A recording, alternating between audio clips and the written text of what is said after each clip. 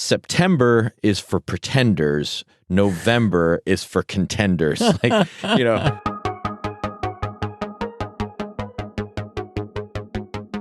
Well, hello, everyone, and welcome to the Bible Geeks Weekly Podcast. This is episode 128.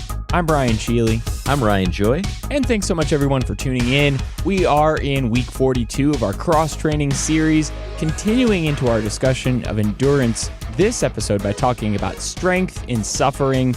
But before we get into any banter, any of our segments, what I want to say off the bat is thank you so much if you tuned into the Balancing the Christian Life podcast and listen to our interview over there. And a huge thanks to Kenny, who had us on the show just to talk about what it means to be a Bible geek. It's something that's very close to our hearts for sure. Oh, that was fun. He is a blast to talk to. Oh, for sure. My wife and I listened to that together today as we were doing some other stuff, and his laugh is what held the whole thing together. It's just like really listening to him laugh. I could spend a podcast with that. So I need to get his laugh on the soundboard so I can just play it. On the soundboard. Yeah, that would be perfect. The soundboard. I was glad the soundboard made an appearance on even Kenny's show.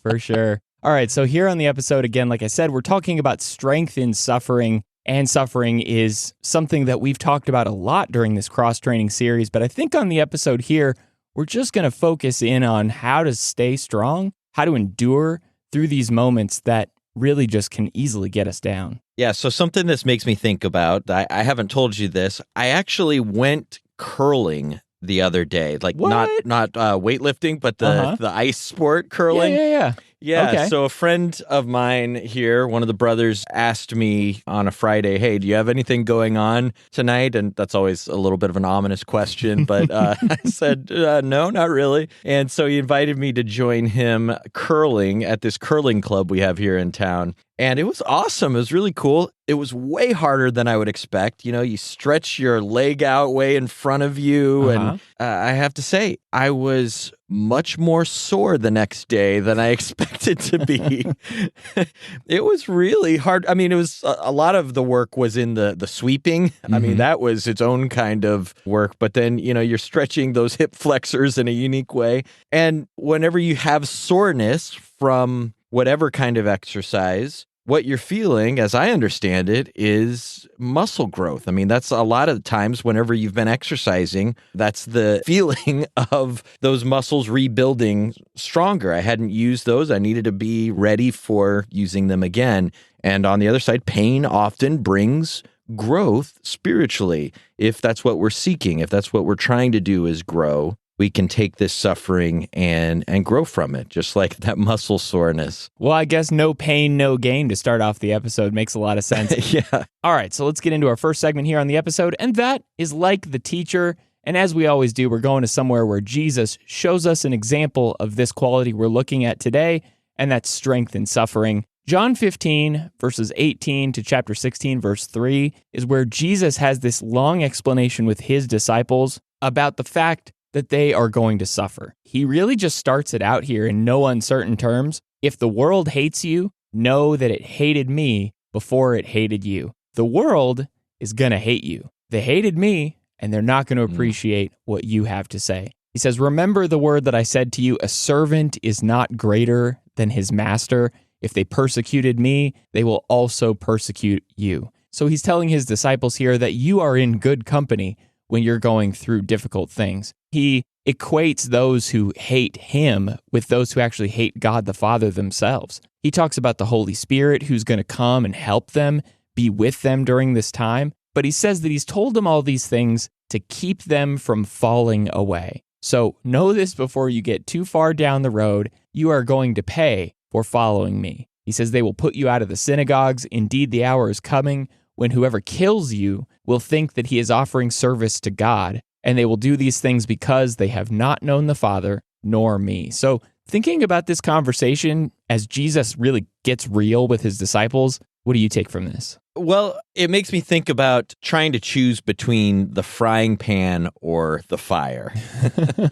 Right. Did you ever read The Hobbit? I did, yes. Yeah, me too. In high school, I had to read it, and usually the assignment just ruins it anytime anything's assigned. But I actually fell in love with The Hobbit. And there's this chapter called Out of the Frying Pan into the Fire. where Bilbo, the hero of the story, gets away from one group of bad guys, these goblins, only to be attacked by these wolves. And so out of the frying pan into the fire.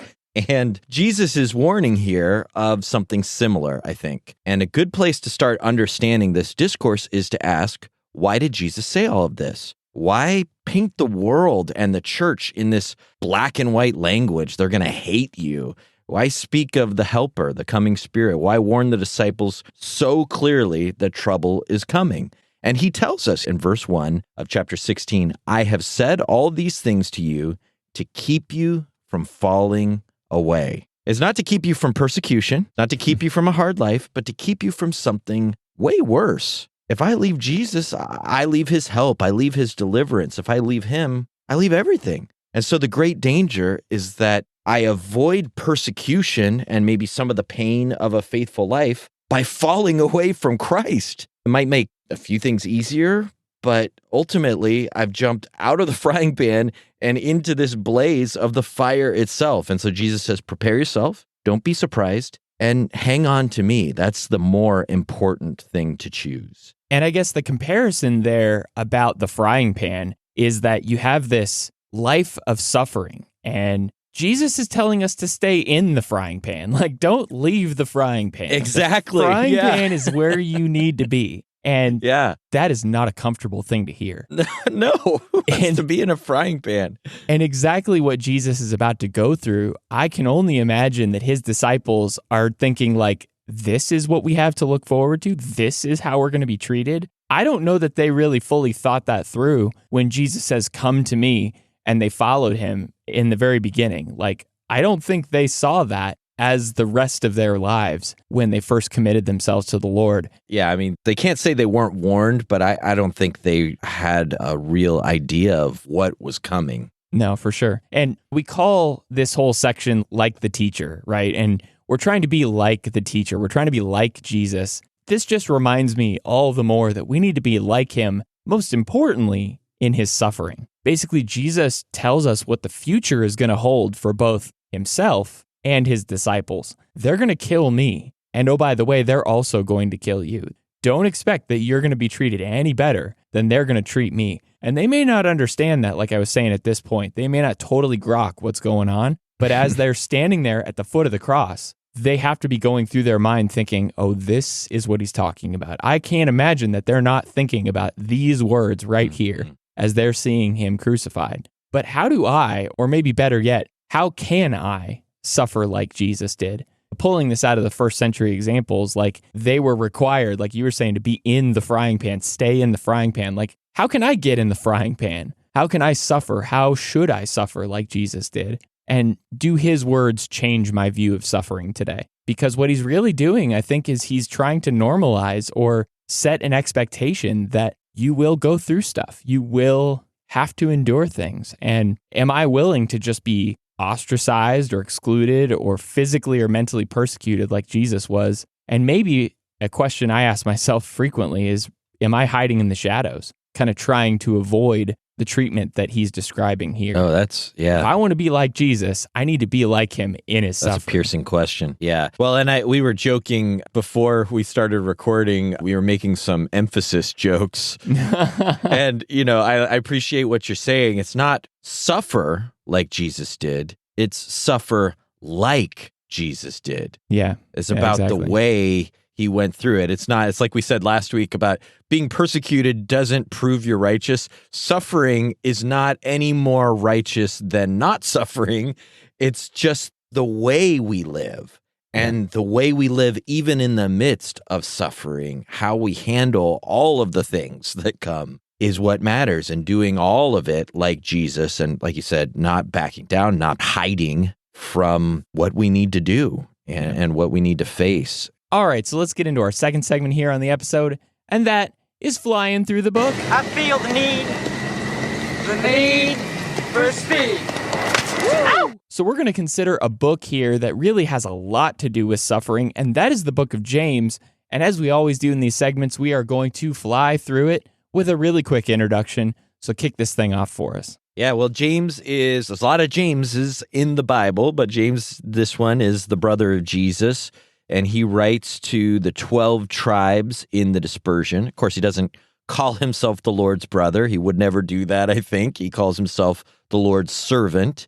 And the audience is probably mainly Jewish Christians, mainly near Palestine, maybe. And James is known to be an incredibly pious man. He was well respected even by the unconverted Jews. And this may have been one of the earlier books of the New Testament, maybe late 40s. We're not really sure about the dating. It could have been later than that. James was martyred in 62 AD in Jerusalem. So obviously that would be the latest date of the writing. But the main insight I take from this is that we need to get real and get serious about what Jesus said, like the stuff we just talked about.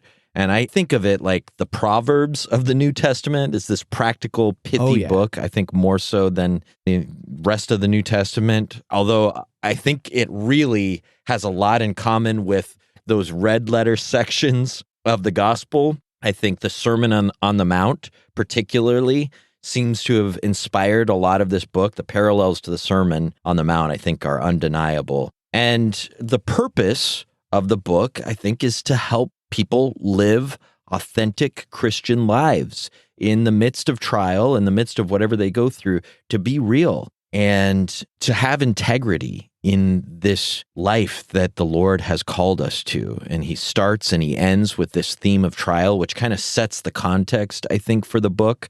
But then we get into themes like prayer and wisdom and wealth and godly speech and love. And I think it's a book worth reading through at least once a year. It's one of those books, kind of like Proverbs or the Sermon on the Mount, that just you don't want to go too long without getting back to it. And so hopefully this little flight through the book we're about to have whets your appetite and prepares all the listeners to listen through or read through the book themselves soon. Yeah, it's so much like the Proverbs. Honestly, as you start reading it, it's like one topic to another topic to another topic. It's so practical. Every little bit, every nook and cranny of this book. And getting into the first few verses here, verses 1 to 18 of chapter 1, we start out this book really with an introduction of who James is talking to. And then the whole rest of the section here is about endurance through trial. You are going to have your faith tested. What are you going to do in that testing? How are you going to endure through that? And so I see here verse 12 of James 1 as being a key verse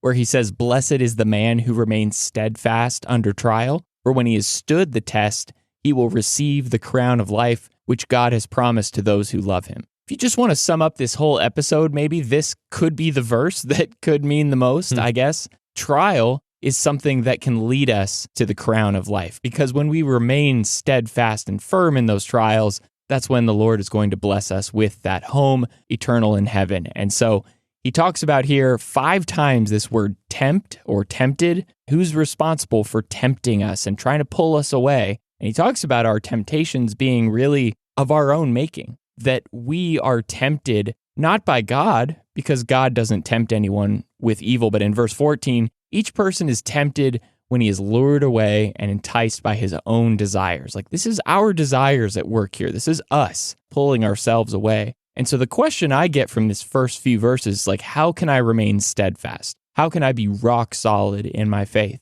And what James encourages us here is to get through those trials with prayer and personal reflection, knowing that it's my reaction to difficulty that matters. It's not what anyone else does to me. It's not what anyone else throws at me. I'm not going to be able to blame my failures on anyone else but myself. And that's totally within my control, to fight off those desires to sin. And with God's help, I can definitely withstand that test. Well, yeah, that sure goes well with this episode. I'm feeling pretty good about choosing James as a feature here in this episode. And that leads us right into this section from chapter 1, verse 19 to chapter 2, verse 26, about real faith. And that real faith is going to be doing what needs to be done. It starts out with real listening in chapter 1, verses 19 to 27. Real listening means not just hearing it and forgetting about it, but hearing it and then living it, hearing it and then doing what you heard, looking in the mirror and then remembering that that has shown you who you are and you need to make changes appropriately and live that life. And then chapter 2, verse 1 to 13 has this picture of real love It's not going to show favoritism. It's going to follow that perfect law and keep the commandments of love. And then real faith in chapter 2, verses 14 to 26, which focuses in that section on the word works. 12 times the word works, or the things you do, are emphasized there. And right before we get into chapter 2, I think a good summary of this whole section is at the end of chapter 1, verses 26 to 27, where he says, if anyone thinks he's religious and doesn't bridle his tongue but deceives his heart, this person's religion is worthless. Religion that's pure and undefiled before God the Father is this: to visit orphans and widows in their affliction and to keep oneself unstained from the world. There was a coach for Ohio State football team that used to say, September is for pretenders, November is for contenders. Like, at the beginning of the year, everybody's like, oh, we've got the greatest team in the world. But if you live through all of the difficulty of the season and you're still standing strong, okay, that's when you're gonna be a real contender. And in the same way, I think James is trying to tell us there are a lot of religious people who are pretenders, but the kingdom is no place for pretenders. It's for people who are really going about this work without worthless religion, but are actually doing the hard work of keeping your tongue in check, of living your faith, of visiting those who are in need, the weakest among us, those who are forgotten, and remembering them and helping them, and just truly putting the word that they've heard to work in their life. I love that focus on action here. And I also love how James doesn't whitewash it or make it seem easy. He's just laying it all out there on the line. Like, this is hard to do. Like, this is not going to be simple. But if you really want to have faith, it needs to be a faith that is acting and working. And speaking of difficulty and difficult things, he moves on in chapter 3, verse 1 to chapter 4, about midway, where he's talking about community problems. If you want to deal with anything that is challenging and hard to deal with, it is dealing with people. And so at the beginning in chapter 3, verses 1 to 12, he really focuses on watching what you say. And you already kind of mentioned how difficult it is to tame the tongue or bridle the tongue, but what we say really matters. And he extensively talks about how important our words are. But then he talks about in chapter 3, verses 13 to 18, how this otherworldly wisdom is seen in our good works. If we want to have wisdom that is from above, that wisdom is going to show in what we do. So kind of tying back into the previous section. And then he starts chapter 4 by saying that we need to stop the fighting and start uniting. That's kind of his focus there is all the challenges and the fighting that are going on. And so in chapter 4, verse 8, I see this really important verse here where he says, draw near to God and he will draw near to you. Cleanse your hands, you sinners, and purify your hearts, you double-minded. I mean, James is he's not pulling the punches here in this book. A couple of times we see this word judge happen, and not judging our brothers and being careful in how we judge other people. It is so easy to fight with each other and to hold each other to these high standards that are impossible for anyone to live up to. And as long as we're not living on an island alone, we're going to have to deal with people. These things like jumping to conclusions, thinking we know more than other people, speaking harshly about people or to people, that's no way for a community of the church of the Lord's faithful to act. More straight talk from James. He's all about that. And you can see a little bit of the preacher of Ecclesiastes in him too, just like the Proverbs, all the wisdom literature, but let's not pretend what's really happening here. And that's kind of what that next section of the book, chapter 4, verse 13 to chapter 5, verse 11 does, is he wants to clear away the smoke and say, here, look more clearly at what is happening. I want you to have a clear Christian worldview, a perspective on what is happening. And so he writes to the proud in chapter 4, verses 13 to 17, and then to the rich in chapter 5, verses 1 to 6, and to the suffering in chapter 5, verses 7 to 12. And I think the big insight here, at least for me, is that things aren't always what they seem, whether it's wealth or suffering or what looks like a good opportunity from a worldly standpoint. If we prioritize God's will and we trust him, we'll see things clearly enough to have that wisdom from above that you talked about. But he says in chapter 4, verses 14 to 15, you don't know what tomorrow will bring. What is your life? you're a mist that appears for a little time and then vanishes. And so instead of just taking into account your desires, you ought to say, if the Lord wills, we will live and do this or that. And I don't think the point is you need to tack on the words, if the Lord wills, to everything you say. Yeah. No, that's okay. That's a good thing to do. I do that a lot. But the point is, think about what the Lord wills in everything you do. Submit your actual choices to the Lord's will. Bring God into every plan, every thought. What does God want? And know that your life is in his hands. And the key word here at the end of that section is the word patience or patient. It's used 4 times. He brings up Job, and he says to be like a farmer that's waiting as you're planting your crops, you're tending to your crops. Know that at some point in the future, it's all going to make sense. You're going to have the reward that's coming. But though it may not look like it right now, again, things aren't always what they seem. The Lord will bless those who hold on to him through this difficult time. Yeah, absolutely. As he concludes this, here at the very end in verses 12 to 20, he talks about how our words have power. He's already talked so much about what we say, but in verse 12, he tells us to speak truthfully. Let your yes be yes and your no be no. And then he says in verses 13 to 18, how much power our prayer has. We use our words to pray to the Lord, and our prayers have a whole lot of power. And so then in verses 19 to 20, he talks about using our words or using our influence to snatch wandering souls out of the grips of death. And so we see here at the very end, the last 2 verses, my brothers, if anyone among you wanders from the truth and someone brings him back, let him know that whoever brings back a sinner from his wandering will save his soul from death and will cover a multitude of sins. And that's how he ends the whole letter here. And so here at the last section, he's talking a whole lot about prayer. And so how can I be the most impact to others? Like, how can I really be a blessing on other people?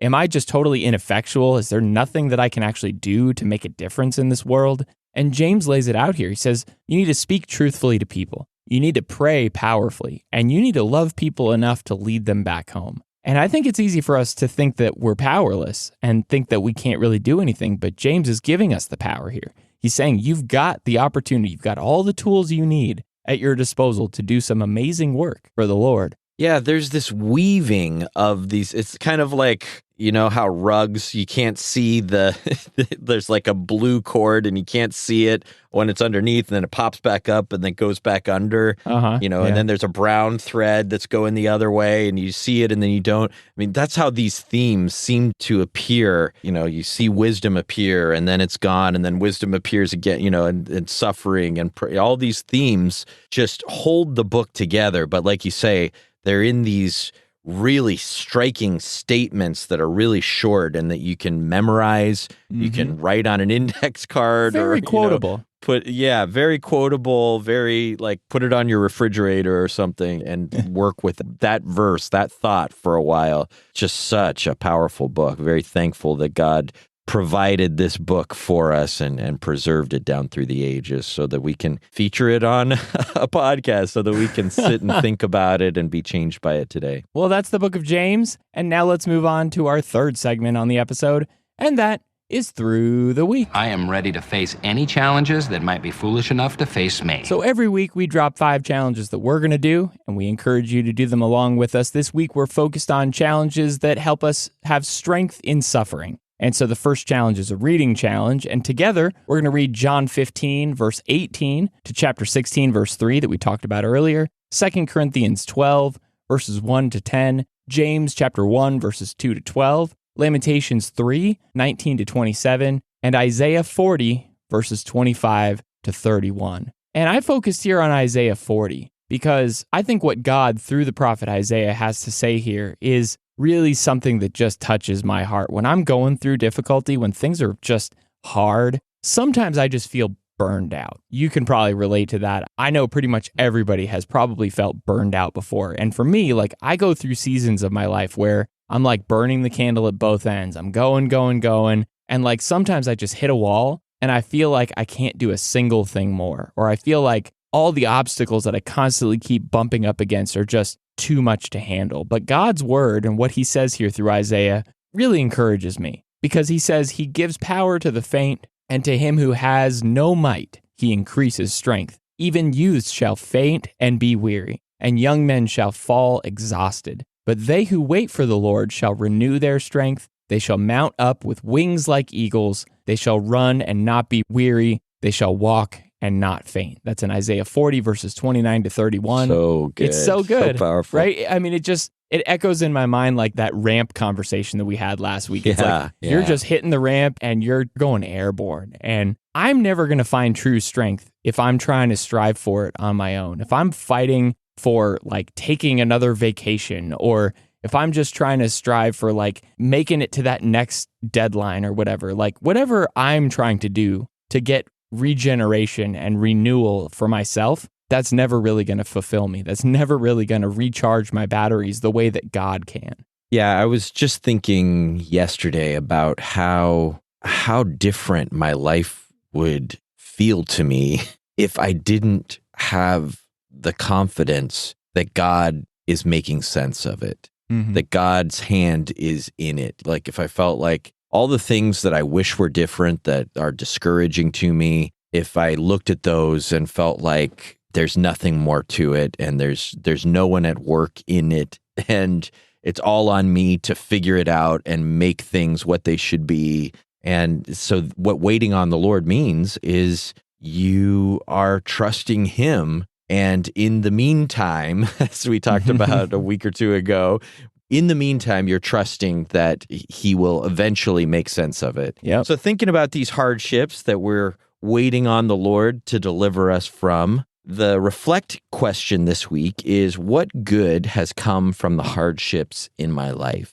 And I noticed that I just gave an extra like bonus challenge earlier for people to read the book of James or listen to it sometime. And I think I'm about to throw out another one, which is to consider writing down your thoughts on this challenge. And I think actually all of these reflect challenges make really good writing prompts. They do. If you are prone to write and to think through things in some reflective journaling, I would certainly encourage you to take on this question: what good has come from the hardships in my life? I know I sat down and I just started jotting down a list of things, and I had to cut myself off because I could go on and on. But I know that it's hard to find time for these kinds of things. I probably wouldn't have done this kind of journaling if this show didn't kind of force me to think about some of these questions, and that's always helpful. Right. But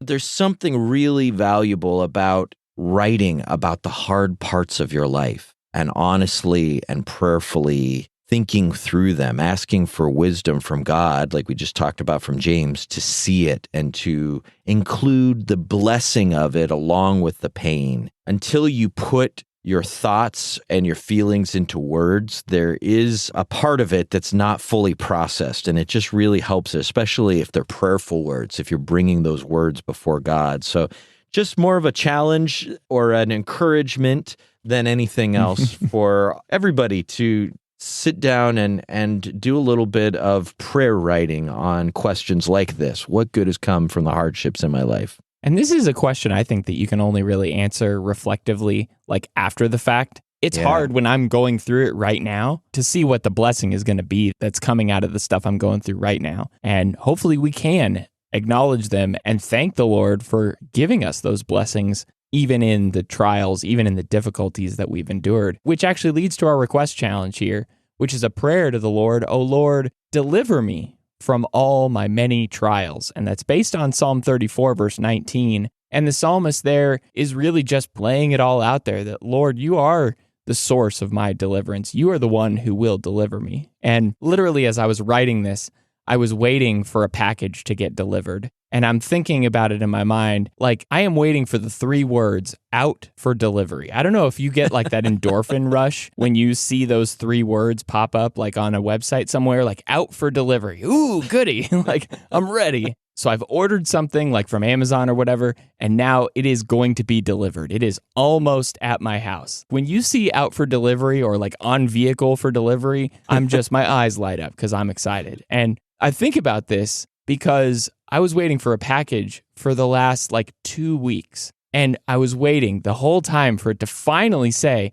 out for delivery. And I just kept waiting and waiting and waiting. And sometimes we don't get 24-hour delivery service, or we don't get that immediate next day arrival of our package. And thinking about our suffering, thinking about what we go through, sometimes I want delivery right now. I want the Lord to deliver me from my trials on my timetable. And that song we sing, In His Time, kind of reminds me that God's timetable for our deliverance may not at all match up with what I expect it to be. And so waiting for the Lord sometimes has to do with just understanding that He has a timetable, He has a plan, He is in control, and He will deliver. But I need to be aware that He is ultimately in charge of when that delivery is going to arrive. Boy, that is really hard. You think about if you don't get next day delivery, your faith is already shaken that you're gonna get your product delivered at all, and then it's like, okay, I have no idea when the delivery is going to show up. It's been 3 weeks, and there isn't even a promise out there of when it's going to come. You just are told, trust that it's going to show up. And we have a more reliable delivery driver than Amazon could ever have, but there is no promised timeline. So you're just hanging on, knowing it's going to come. I trust God way more than FedEx, by the way, just so we're clear. Yeah. So going on to our Respond Challenge, a step that you can take to put these ideas into action. And what we're all doing and encouraging you to do is to offer God thanks and praise for something or someone difficult in your life right now. So I heard a good Dalai Lama story a while back. Okay. I don't know if it's true or if I'm telling it right. I'm not going Buddhist on you or anything, but I think it illustrates a biblical point that's pretty good. So someone was interviewing him and asked about the enemies of Tibet, all the nation states that surround them, they've had difficult relations with, and he didn't understand. And several times he asked the interviewer, Who are you talking about? And they said, your enemies. And they tried to explain it, and his face is all scrunched up as he's trying to figure out who they mean. And then finally, his eyes lit up, and he got this big smile, and he said, oh, you mean my teachers. He's trying to get across, of course, this idea that we see throughout Scripture, that we have things to learn from our difficulties, what we've been talking about throughout this lesson. And Scripture teaches us again and again that these trials, going back to the first 4 verses of the book of James, our trials make us better and they teach us, and we should rejoice in them. And of course, loving your enemies is this shocking spiritual practice that Jesus teaches, that Jesus revolutionized the world with, as each of us learns to forgive and love those difficult, hurtful people in our lives. And the Lord teaches us through Paul in 1 Thessalonians 5 to give thanks in everything, to see that in any situation, God can bring gifts. And so I love this idea of appreciating difficult situations, but also difficult people, and noticing that they can be our greatest teachers. I just think that's a really helpful thing. I love this little parenthetical.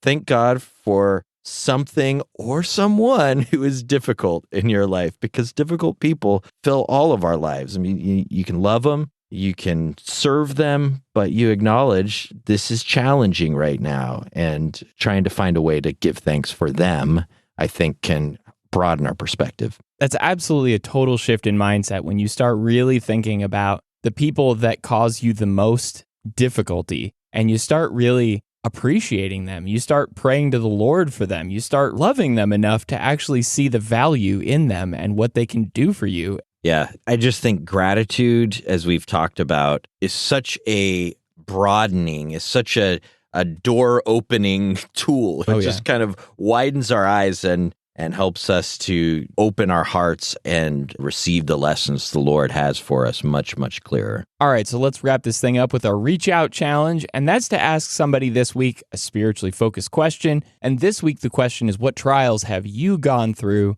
that changed you? This is maybe going to be a little personal. So as we get into our answers for this, Ryan, what trials have you gone through that changed you? Well, this goes pretty well with that reflect journaling suggestion. So I'll just kind of summarize a few different, like, here's maybe a top 5 list of Let me count some the things. ways. Yes, seriously. I think the hardest times in our marriage have forced me to see myself more clearly, which is really hard, and to grow into a stronger, more giving person, a better man. I think that parenting is full of lessons and challenges. The hardest times in parenting really is where I grew up. I still was kind of like mostly a 16-year-old boy whenever I was 28. I feel like in so many ways, like I had a lot of growing to do to take responsibility for the people all around me. And when you set the tone for a family, you do your life differently. I think my hardest times as a son, especially with my dad and the things we went through a few years ago, have taught me how to be with people in their suffering and their grief, which is, I just remember those experiences, and I just kind of tap into those not that I know how to be with people perfectly or what to say, but I learned, I think, a little bit about grief and about the power of being with people. And I think through all the other sicknesses and deaths that have surrounded me at different times, I've learned to appreciate mortality, to treasure hope because of that, and to hold on to each moment, to recognize there's some holiness, there's a gift that is sacred in each moment we have. And Adrienne and I say every morning, we'll say to each other, happy bonus day.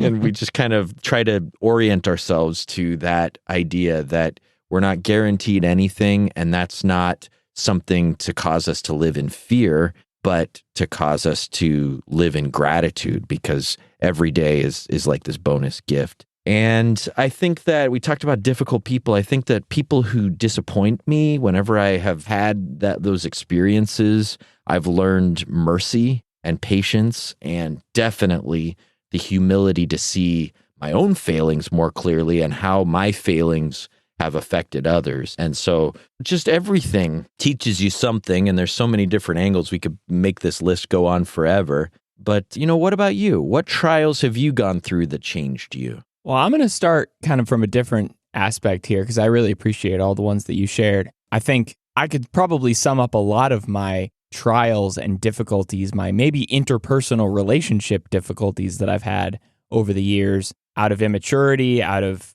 all the kind of stupid stuff I used to do as a younger person. I think a lot of those challenges growing up came as a result of unmet expectations. I've always been the kind of person who enjoys a movie a whole lot more when I go in with like zero expectations. Yeah, but definitely. That moment when I'm walking into the theater or I'm sitting down on the couch going to watch something, that I have just built up this show or this movie in my mind as like, this is going to be perfect. Those are the times when I just get let down, and I get really discouraged by the fact that it didn't meet that amazing picture I had built in my mind. And I have this same problem with people and with relationships. And as my younger self, I've struggled with this a lot more. When I really expect someone to act in a certain way, like when I build up this hypothetical scenario in my mind, and I'm almost certainly just going to be disappointed when things don't turn out the way that I hope for. I think this has really historically been my problem in my marriage, in my friendships that I've had, in trying to convince people that I really love to be better and to do better. In all these relationships, no matter what they are, I think I have this tendency to try to build up this fantasy world of the way things are going to work. And you know me, like I'm a planner. I want to put everything on a spreadsheet and a calendar and just write it all down. And like I get this idealized view of how things are going to work, and they don't turn out that way. And I think a lot of that has led me to trial and to just some really challenging interactions with people, because I started out going into it with these high expectations, maybe of them, maybe of myself. And as a result, I think of a lot of this tension that's happened with people, and a lot of the tension that's resulted in myself, the frustrations I've had with how I've responded to things. That's definitely led me to become a more patient and understanding person after having been discouraged and frustrated about these situations that were kind of my own making. I think it's helped me to to be more thoughtful and just to let things go more, to understand that I'm only going to be able to manage myself. I can't expect people to do the things that I want them to do. I can't expect them to know that I want them to be a certain person or do a certain thing. And I guess that's kind of my insight that I've learned over these trials of interpersonal relationships that I've experienced maybe over the years. There's so much wisdom in what you shared there, and I appreciate you sharing it. Yeah, the expectations and just the stuff that we grip and hold on, like this is going to be how it should be, is the source of so much of our problems and our difficulties. And in some ways, it kind of relates back, I think, to the James 4, you who say you're going to do this and it's going to be this right. way and all of that. And you're just building it up like this is how it's going to be. And you set yourself up for, like you say, disappointment, for frustration, for interpersonal problems. Yeah, just like the lowering or even just letting go of as many as you can of the expectations. And it doesn't mean you can't ask somebody for something, make a request. Sure. Instead of having these like hidden expectations that are under the table. But then sometimes, like you say, you just have to kind of let it go. And one of the things we haven't talked about, we brought it up in our daily download on this subject, but is as we talk about strength in suffering, a big part of what the Bible has to say about it has to do with weakness. Oh, yeah. And with our weakness. And when you talk about your expectations for yourself, and I think about how much I've broken my own heart through, especially in my youth, just constantly frustrated with myself because I had these big plans of what I wanted to do all the time. And that is a schooling in weakness. To disappoint yourself is a big learning in weakness. Oh, yeah. And then to learn from the gospel to put your trust somewhere else. And to change what you're looking for and what you're led by and where you're finding your power and see yourself a little more clearly in the light of the gospel. And then God's grace becomes in some ways a net that makes us braver in the face of both our failures in the past and our fears of the future, to kind of walk out onto the tightrope, to do things we wouldn't otherwise do, to be more honest with ourselves than we would otherwise, and then to really grow from it because you know the Lord is there and He has done something that is sufficient where I never could be. That's a really good way to sum it up. So this is our conversation about strength in suffering. So what are we talking about next week as we continue our conversation about endurance? Yeah, as we put endurance into action, it's going to look like consistency. And so this is a conversation I'm really excited about. The people that I admire most are those reliable, steady, consistent people that you just count on. And you just know they have ups and downs in their lives just like we do, but there are these reliable practices and attitudes and ways of being that they have just built into their life because they're learning from the Lord to endure and to keep going. And if we can find those habits and those attitudes to integrate into ourselves, we talked about stealing things from others last week and like trying to learn from all these heroes of faith. That's something worth learning and imitating Christ in. I'm going to be singing Bob Seger's Like a Rock, that Chevy commercial song, the entire week until we get to that episode. Nice. I love it. Thanks so much, everyone, for tuning into the Bible Geeks podcast. You can find us on our website at BibleGeeks.fm. You can find show notes for this episode in your podcast player of choice or at BibleGeeks.fm/128. You can also follow along with this cross-training series there on our website as well. And if you haven't rated or reviewed the show in Apple Podcasts or whatever podcast service that you use, we would love it if you did that. Until the next episode, everyone, may the Lord bless you and keep you. Shalom.